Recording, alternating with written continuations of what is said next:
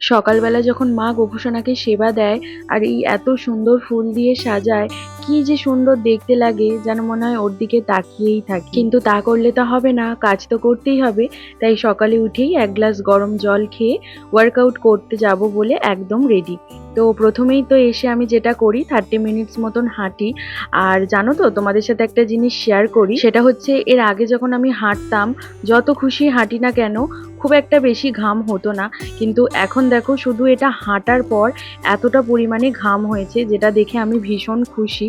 তার জন্যই আর কি ভিডিওটা করলাম। এটার একটাই কারণ অনেক দিন ধরেই যেহেতু এই ওয়েট লস জার্নির মধ্যে রয়েছি, ডিটক্স ওয়াটার খাচ্ছি, গ্রিন টি খাচ্ছি, আর একটা ওয়েট লস ড্রিঙ্কস খাচ্ছি।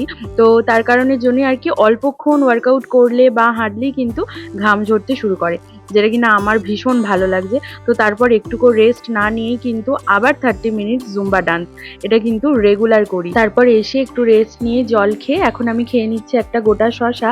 এটাই আজকের ব্রেকফাস্ট। আজকে আর মুড়ি খেতে ভালো লাগলো না, দেন যে ড্রিঙ্কসটা খাই সেটা খেয়ে নিলাম। আর ডিটক্স ওয়াটার তো আমার চলতেই থাকে।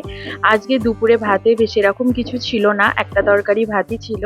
তারপর মাকে আমি একটু মোচা ছাড়িয়ে দিতে হেল্প করছিলাম, কারণ অনেকটা মোচা, এদিকে মোচার ডালনার জন্য, মোচার ঝালের জন্য। তারপর একেবারে গোপুসোনাকে সেবা দেওয়ার পর গোপুসোনাকে ঘুম পাড়িয়ে দিয়ে গোপুসোনার ফল প্রসাদরাও আমি পেয়ে নিলাম।